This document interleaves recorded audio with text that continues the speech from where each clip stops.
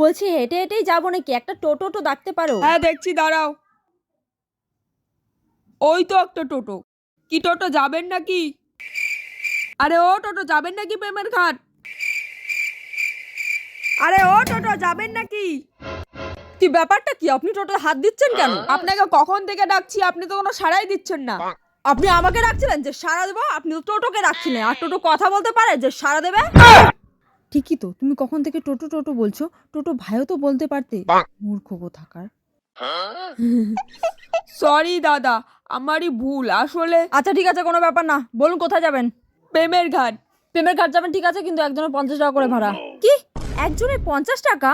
আমরা তো 10 টাকা করে যাই। ওই দিন আর আজকের দিনের মধ্যে অনেক তফাৎ। যেতে হয় যান, না হলে বাদ দেন।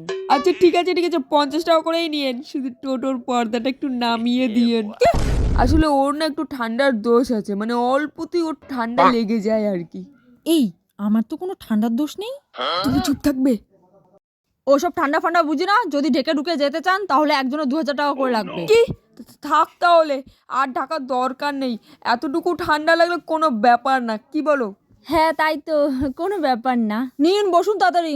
হ্যাঁ হ্যাঁ বসছি, এই এসো। বসেছেন? হ্যাঁ দাদা চলুন। দাদা একটু আস্তে চালাবেন, আমার আবার বেশি ঝাঁকুনি সহ্য হয় না। হ্যাঁ হ্যাঁ, আপনারা চিপকে বসুন। কি? আমার মানে ঠিক করে বসুন, ঠিক করে বসুন। তাই বলুন।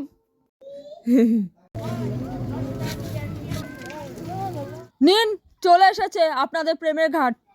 এই নিন আপনার ভাড়াটা। এ কি, এখানে তো কম আছে, আরো 80 টাকা দেন। কিসের 80 টাকা? একে তো পর্দাটা নামিয়ে দিলে না, ঠান্ডায় আমার বাবুটা কুকড়ে গেছে, আবার টাকা চাইছেন? কোনো টাকা টাকা হবে না, চলো বাবু। হ্যাঁ চলো। ঠিক আছে ঠিক আছে, আমিও দেখে নেবো।